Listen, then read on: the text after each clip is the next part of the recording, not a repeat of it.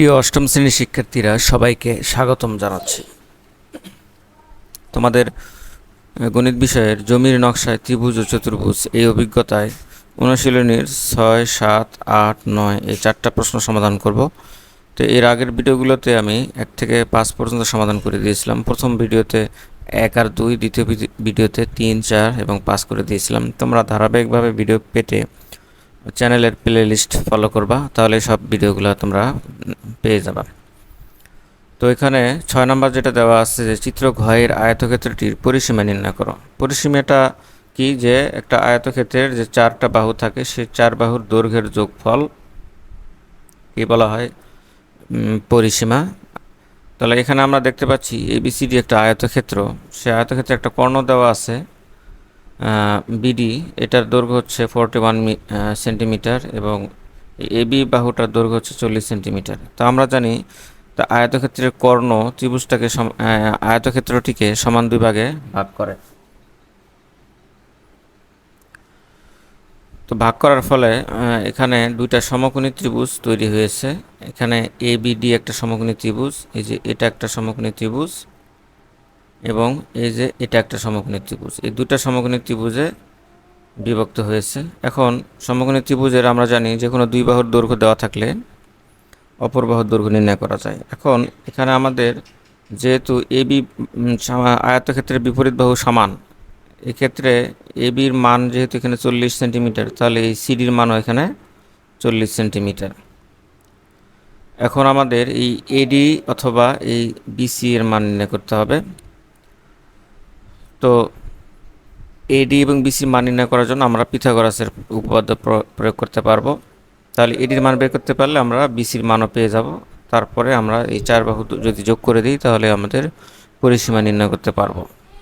তো আমরা চিত্র হতে পাই যে এবিসিডি আয়তক্ষেত্রটি বিডি কর্ণ দ্বারা 2টি সমকোণী ত্রিভুজ এবিডি ও বিসিডি এ বিভক্ত হয়েছে। তাহলে এখন ত্রিভুজ এবিডিএ, এই যে ত্রিভুজ এবিডিএ আমরা পিথাগোরাসের উপপাদ্য প্রয়োগ করে, অর্থাৎ এই যে এই কোণটা হলো সমকোণ, আর সমকোণের বিপরীত বাহুর উপর অঙ্কিত বর্গক্ষেত্রের ক্ষেত্রফল অপর 2 বাহুর উপর অঙ্কিত বর্গক্ষেত্রের ক্ষেত্রফলের সমষ্টি সমান, এটা হলো পিথাগোরাসের উপপাদ্য। তাহলে BD square equal to AB square plus AD square হবে। তাহলে আমাদের এখান থেকে এডির মান বের করতে হবে। তাহলে এডির মানটা আমাদের বামে রাখবো, তাহলে এই এবি স্কোয়ারটা ওই বিডির সাথে বিয়োগ হয়ে যাবে। তাহলে এডি স্কোয়ার ইকুয়াল টু আমরা পাই BD square minus AB square. সবসময় এই অতিভুজ থেকে বিয়োগ হবে, মনে রাখবা, অর্থাৎ বৃহত্তম বাহু থেকে বিয়োগ করে দিতে হবে। তাহলে বিডির মানটা আমরা এখানে বসাই 41 হোল স্কোয়ার এবং এবির মান এখানে 40 হোল স্কোয়ার। তাহলে 41 হোল স্কোয়ারকে 2 বার গুণ করলে এখানে 1681 হয়, 40কে 2 বার গুণ করলে এখানে 1600 হয়। তাহলে 1681 থেকে 1600 বিয়োগ দিলে 81 হয়। এখন স্কোয়ার ভ্যানিশ করার জন্য উভয়পক্ষে আমাদের বর্গমূল করে নিতে হয়। স্কোয়ারটা ডান পাশে গিয়ে বর্গমূল হয়ে যায়, তাহলে √81 থেকে আমরা পাই 9। তাহলে এডির মানটা আমরা পেলাম এখানে 9। তো এডির মান 9 মানে বিসির মানও এখানে 9। যেহেতু এবিসিটি আয়তক্ষেত্র বলে এর বিপরীত বাহুদ্বয় পরস্পর সমান, তো এডি এবং বিসি ইকুয়াল টু 9 এবং AB equal to CD equal to 40 centimetre. অর্থাৎ এই যে আমি আগে বলেছিলাম যে এবির মান আর এই সিডির মান একই হবে।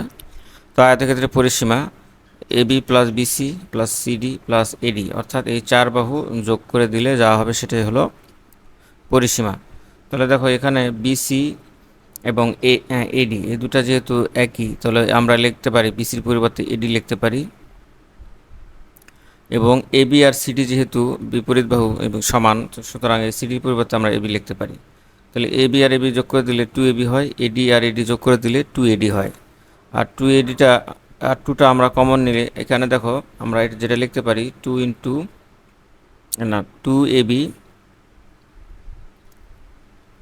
Plus 2ad। তাহলে এই 2 কমন নিলে আমরা পাই এবি প্লাস এডি।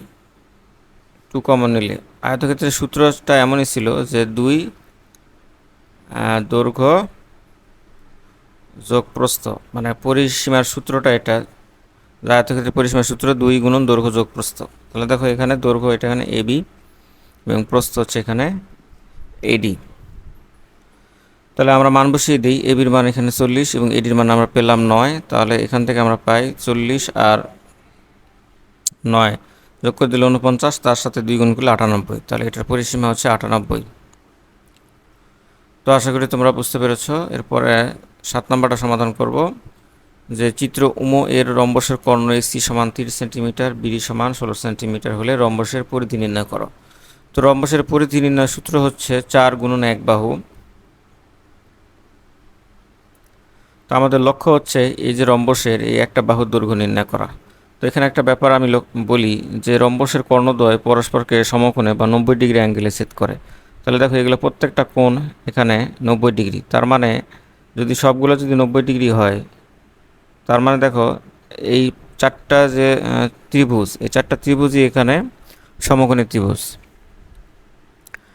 আবার এখানে দেখো যেহেতু সমকোণী ত্রিভুজ আর রম্বসের কর্ণদ্বয় পরস্পরকে সমকোণে সমদ্বিখণ্ডিত করে, তার মানে এসির মান 30 হলে এটা যদি পরস্পরকে ধরো ও বিন্দুতে ছেদ করে, ধরো এখানে ও বিন্দুতে ছেদ করলো, তাহলে এও সমান এখানে হবে 15। আর এই ওডি বা ওবি সমান এখানে হবে 8, কারণ এটা সমকোণে সমান দুই ভাগে ভাগ করছে, এই বিডি কর্ণটা দুই ভাগে ভাগ করছে, অর্থাৎ এখানে 8, এই ওবি হচ্ছে 8 এবং ওডি হচ্ছে 8। এরপরে এও হচ্ছে 8 এবং ওসি হচ্ছে এখানে, সরি, এও হচ্ছে 15 এবং ওসি হচ্ছে এখানে 15। তাহলে আমরা এখন আমাদের লক্ষ্য হচ্ছে এ বির মান বের করা, অথবা যে কোনো একটা বাহুর মান বের করা। তাহলে আমরা ধারাবাহিকভাবে সমাধান করি। যেহেতু রম্বসের কর্ণদ্বয় এসি বিডি পরস্পরকে অভিমুখে ছেদ করে, তাহলে এসি সমান দেওয়া আছে 30 সেন্টিমিটার, বিডি সমান 16 সেন্টিমিটার। তো সুতরাং আমাদের এও বের করতে হবে, অর্থাৎ এই যে সমকোণী ত্রিভুজ এ ও বি, এটার সাহায্যে আমরা এই এ বির মান বের করব। তাহলে আমাদের এও বের করার নিয়ম হচ্ছে এই কর্ণ এসিকে দুই ভাগে ভাগ করা। তো রম্বসের কর্ণদ্বয় যেহেতু পরস্পর সমকোণে সমদ্বিখণ্ডিত করে, তাহলে এও সমান ওসি সমান 30/2 সমান 15 সেন্টিমিটার, অর্থাৎ এও অথবা ওসি দুটার মানই এখানে 15 সেন্টিমিটার করে হবে। অনুরূপভাবে ওবি ইকুয়াল ওডি সমান 16/2 সমান 8 সেন্টিমিটার, অর্থাৎ ওবি আর ওডি এই দুটা মান বের করতে গেলে আমাদের 2 দ্বারা ভাগ করতে হবে এই টোটাল কর্ণটাকে। তাহলে আমরা এখন যে ত্রিভুজ এ ও বিতে পিথাগোরাসের সূত্র প্রয়োগ করে, অর্থাৎ এই যে এটা সমকোণ হলে সমকোণের বিপরীত বাহু যেটা, সেটাকে অতিভুজ বলা হয়। অতিভুজের স্কোয়ার, এরপরে অপর যে দুই বাহু থাকে এই দুটা বাহুর উপরও স্কোয়ার, অর্থাৎ ও এ স্কোয়ার এবং ও বি স্কোয়ার। তাহলে আমাদের ও এর মানটা এখানে 15 এবং ওবির মান হচ্ছে এখানে 8। তাহলে আমরা মান বসিয়ে দিই, বা A B square equal to 15 square 8 square, 15 square করলে এখানে 225 হয় এবং 8 স্কোয়ার 64 হয়। তাহলে যোগ করে দিলে 5 আর 4 9, 6 আর 2 8, মানে 289 হয়। তাহলে এ বি আমরা কীভাবে পাবো, ওই স্কোয়ারটা রুট হয়ে যাবে ওই পাশে গিয়ে, তাহলে √289 সমান সমান ক্যালকুলেটর ব্যবহার করে এখানে 17 আসে। তাহলে আমরা অতিভুজের মান পেয়ে গেছি, অর্থাৎ বর্গের এক বাহুর দৈর্ঘ্য পেয়ে গেছি আমরা। এই যে বর্গের এক বাহু রম্বসের এক বাহুর দৈর্ঘ্য আমরা পেয়ে গেছি। তো এখন আমরা সূত্রটা প্রয়োগ করি। এখন আমরা রম্বসের এক বাহুর দৈর্ঘ্য 7 সেন্টিমিটার। তো এখন আমরা জানি রম্বসের পরিধি সমান 4 গুণন রম্বসের এক বাহু একক, এটা সেন্টিমিটার যে কোনো কিছু হতে পারে। তাহলে 4 গুণন 17, তার মানে 68 সেন্টিমিটার। আচ্ছা, রম্বসের পরিধি এখানে 68 সেন্টিমিটার। তো আশা করি তোমরা বুঝতে পেরেছ। এরপরে 8 নম্বরটা সমাধান করব। যদি 3, 4 ও 5 পিথাগোরিয়ান ত্রয়ী হয়, তবে 3k, 4k এবং 5k পিথাগোরিয়ান ত্রয়ী হবে, যেখানে k যে কোনো ধনাত্মক পূর্ণ সংখ্যা। উত্তরটির যথার্থতা যাচাই করো। পিথাগোরিয়ান মানে পিথাগোরিয়ান ত্রয়ী এর অর্থ হচ্ছে প্রথম দুটা সংখ্যার বর্গের সমষ্টি তৃতীয় সংখ্যার বর্গের সমান হবে। এটা হচ্ছে পিথাগোরিয়ান ত্রয়ী। অর্থাৎ এখানে 3,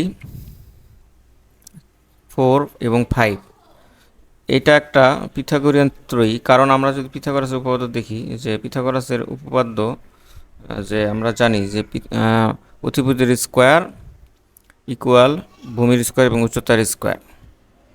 অর্থাৎ এটা যদি এবিসি একটা ত্রিভুজ হয়,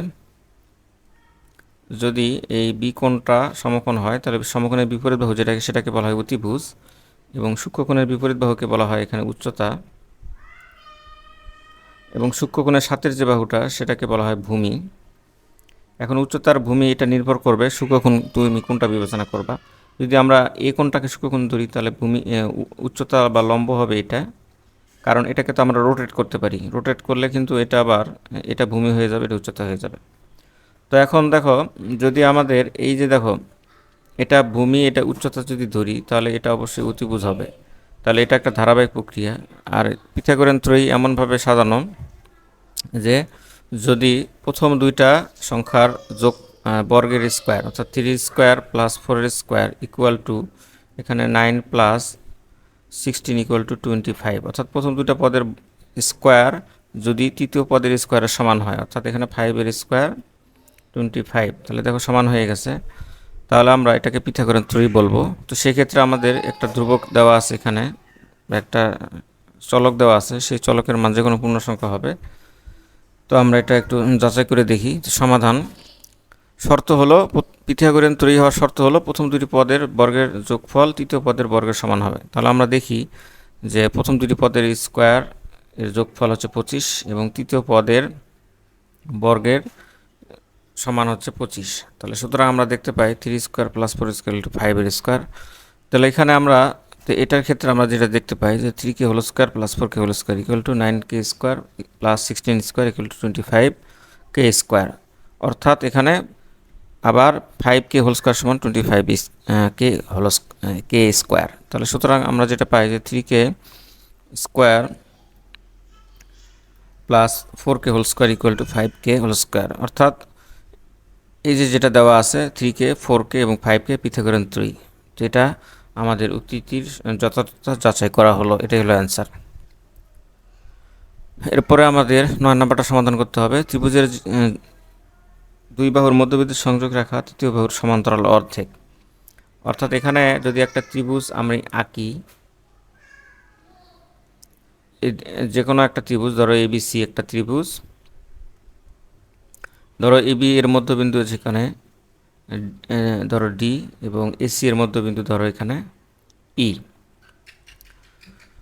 দুই বাহুর মধ্যবিন্দু সংযোগকারী রেখা অর্থাৎ DE, এই দুটো সংযোগকারী রেখা তৃতীয় বাহুর সমান্তরাল অর্ধেক হবে। অর্থাৎ এই যে DE হবে, এই তৃতীয় বাহু হচ্ছে BC এর সমান্তরাল এবং অর্ধেক বলতে ধরো BCর মান হচ্ছে এখানে, BCর মান যদি 6 সেন্টিমিটার হয় তাহলে D এর মান হবে 6-এর অর্ধেক, অর্থাৎ এখানে 3 হবে। তো আমাদের এটাকে জ্যামিতিক পদ্ধতিতে আমাদের দেখাতে হবে এবং ত্রিভুজ তৈরি করে বা কাগজ কেটেও পরিমাপের উক্তিটির সত্যতা যাচাই করা যাবে। অর্থাৎ কাগজ কেটে আমরা পরিমাপ করে দেখব এটা লাস্টে। তো আমরা জ্যামিতিক প্রমাণটা আগে দেখি কিভাবে এটা প্রমাণ করব এটা। তো আমরা লিখব একটা ত্রিভুজ, মনে করব ABC একটা ত্রিভুজ যার ABAC বাহুর মধ্যবিন্দু যথাক্রমে DOE। তা ত্রিভুজটা এরকম, ABC একটা ত্রিভুজ, মধ্যবিন্দু হচ্ছে DOE। তাহলে DE যোগ করব, ঠিক আছে, আমরা DE যোগ করি। এখানে প্রমাণ করতে হবে যে DE সমান্তরাল BC এবং DE সমান হাফ BC। তাহলে একটু অঙ্কন করে নিতে হবে। D, E যোগ করি এবং F পর্যন্ত বর্ধিত করতে হবে, এমনভাবে করতে হবে যেন D এর সমান হয়। তো D এর সমান করে আমরা এটাকে F পর্যন্ত বাড়াবো, D বাহুর দৈর্ঘ্য সমান করে, এবং এই যে CF এটা আমরা যোগ করে দেব। এবার আমরা প্রমাণ দেখি। তাহলে এখানে দেখো এই ত্রিভুজটা আর এই ত্রিভুজটা আমাদের সর্বসম দেখাতে হবে। প্রথমত কিভাবে সর্বসম দেখাবা? ত্রিভুজ ADE এবং ত্রিভুজ CEF, এই দুটো ত্রিভুজের দেখো এই বাহুটা আর হচ্ছে EC বাহুটা, এই দুটো সমান। কারণ সমান কেন হবে? কারণ এই যে এটা E হলো মধ্যবিন্দু, AC এর মধ্যবিন্দু, তাহলে অবশ্যই তো সমান হবে। তাহলে আমরা যদি এই দুটো ত্রিভুজ যদি আলাদা করে এভাবে করি, দেখো এই যে এভাবে দুটো ত্রিভুজ আমি আলাদা করতেছি। এটা হচ্ছে ADE ত্রিভুজ আর এটা হচ্ছে ECF ত্রিভুজ। তাহলে আমরা দেখাচ্ছি এই বাহুটা আর এই বাহুটা সমান, কারণ এটা হচ্ছে AC এর মধ্যবিন্দু, এই বাহুটা আর এই বাহুটা সমান দেখাচ্ছি। এবং DE সমান EF, এই যে দেখো এই যে DE এই বাহুটা আর এই যে এই বাহুটাও সমান দেখাচ্ছি। তাহলে এইটা আর এইটা সমান, এটা আর এটা সমান এবং তাদের অন্তর্ভুক্ত কোণ এইডি, দেখো এই যে এইডি, এই যে এইডি, এই যে দেখো আর একটা হচ্ছে সিইএফ, যে সিইএফ এই কোণটা। তাহলে দুটা বাহু সমান এবং তাদের অন্তর্ভুক্ত কোণ হলো সমান, কারণ এটা হলো বিপরীত কোণ, কারণ এই যে এসি এবং ডি এই পরস্পরকে ছেদ করেছে। আর দুটো সরলরেখা যদি এরকমভাবে ছেদ করে তাহলে বিপরীত কোণ তৈরি হয়, আর বিপরীত কোণ দ্বয় পরস্পর সমান হয়, এটা আমরা জানি। তাহলে আমরা বলতে পারবো, আমরা সর্বসমতার ধারণা সপ্তম শ্রেণীতে পেয়েছিলাম যে দুটি ত্রিভুজ যদি একটা ত্রিভুজ আর একটার উপর রেখে দিলে সর্বতোভাবে মিলে যায়, তাহলে সেই ত্রিভুজ দুটো পরস্পর সর্বসম হয়। তাহলে দেখো এই ত্রিভুজটাকে যদি আমরা কোনোভাবে এই ত্রিভুজের উপর রেখে দিই তাহলে দেখো সব দিক দিয়ে মিলে যাবে। আর মিলে যাওয়ার শর্ত হলো দুটা বাহু, ত্রিভুজের দুটা বাহু যদি সমান হয় এবং তাদের অন্তর্ভুক্ত কোণ যদি সমান হয় তাহলে ত্রিভুজটি সর্বসম হবেই। তাহলে সুতরাং এখানে আরেকটা জিনিস দেখা যায়, দেখো কোণ এডিই, এই দেখো কোণ এডিই এই কোণটা, আর এই যে দেখো এই যে এই কোণটা, এই দুটা কোণ একান্তর কোণ, কারণ এখানে আমাদের যেটা হচ্ছে এখানে, যেমন দেখো এই যে আমরা যদি এটাকে বর্ধিত করে দিই আর এ, তাহলে দেখো এ বি আর এই যে এটাকে যদি আমি ধরো জি পর্যন্ত বর্ধিত করে দিলাম, এ বি আর হচ্ছে সিজি, এই দুটো সমান্তরাল অবস্থায় আছে, আর এসি হচ্ছে এখানে ছেদক। যদি ছেদক হয়, আবার এই দিক থেকেও আমরা এই যে এই দিক থেকেও সদিক চিন্তা করতে পারি। তাহলে দুটো সমান্তরাল রেখা ধরো এই যেরকম দুটো সমান্তরাল রেখা এবং এটা হলো তার ছেদক, আর ছেদক দ্বারা এখানে একান্তর কোণ, অনুরূপ কোণ, নানান ধরনের কোণ তৈরি হয়, 8টি কোণ তৈরি হয়। এর মধ্যে এই কোণটা আর এই কোণটা ছেদকের বিপরীত পাশে যে কোণগুলো তৈরি করে সেগুলোকে একান্তর কোণ বলা হয়, আর একান্তর কোণ দ্বয় পরস্পর সমান হয়। যেহেতু এই দুটা কোণ সমান, সুতরাং এডি সমান্তরাল সিএফ, এই যে আমরা বলতেছি এডি সমান্তরাল সিএফ এবং বিডি সমান এডি সমান সিএফ, এই যে বিডি আর হচ্ছে এখানে এই এডি, এই বিডি আর এডি এই দুটা বাহু সমান, তার সাথে আবার সিএফও সমান, কারণ এটা সমান মানে বিডি সমান মানে সিএফও সমান, যে এবং বিডি সমান্তরাল সিএফ। এখন বিএফডিসি একটা সামান্তরিক, যেহেতু বিএফডিসি একটা সামান্তরিক, তো সেক্ষেত্রে আমরা যেটা লিখতে পারি ডিএফ, এই যে ডিএফটা আর এই যে বিসিটা সমান্তরাল, যেহেতু সামান্তরিক, তো ডিএফ যদি সমান্তরাল হয় তাহলে এই যে ডিই এবং বিসিও সমান্তরাল হবে। তো সেক্ষেত্রে আমরা যেটা লিখতে পারি যে ডিএফ, এই যে দেখো এখানে হিসাবটা আমি এখানে করে দিই যে ডিএফ, ডিএফ সমান কিন্তু এখানে ডিই প্লাস ইএফ, বা এই ডিএফ সমান আমরা লিখব বিসি, আর ডিই আর ইএফ এই দুটা কিন্তু একই জিনিস, এই জন্য এই ইএফ এর পরিবর্তে আমরা এখানে ডিই লিখব, বা ডিই ডি যোগ করে দিলে হয় 2ডিই ইকুয়াল টু বিসি, তাহলে বা ডিই সমান এখানে এই দেখো এই 2টা ওই পাশে যা ভাগ হয়ে যায় হাফ ডিই হয়।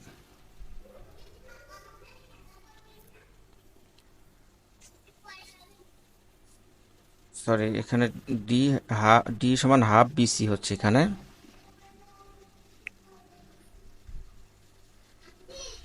ডি সমান হাফ বিসি, এটাই আমরা কিন্তু এখানে দেখিয়েছি, ডি সমান হাফ বি সি, এটা আমি কিন্তু শেষে দেখিয়েছি। অর্থাৎ সুতরাং ডি সমান্তরাল বিসি এবং ডি সমান হাফ বিসি, কারণ এই 2টা ওই পাশে যায় কিন্তু এখানে ভাগ হয়ে যায়। তো আশা করি তোমরা বুঝতে পেরেছ। এরপরে আমরা পরিমাপ করে দেখি যে চিত্রে অঙ্কিত এবিসি এর বিসি বাহুকে স্কেলের সাহায্যে পরিমাপ করে দেখা যায় বিসি সমান 4 সেন্টিমিটার, ডি কে পরিমাপ করে দেখা যায় ডি সমান 2 সেন্টিমিটার, যা বিসি এর অর্ধেক। অর্থাৎ দেখো 4 এর অর্ধেক কিন্তু এখানে 2, তো সুতরাং আমাদের সত্যতা নিশ্চিত করা হলো। তো আশা করি তোমরা বুঝতে পেরেছো।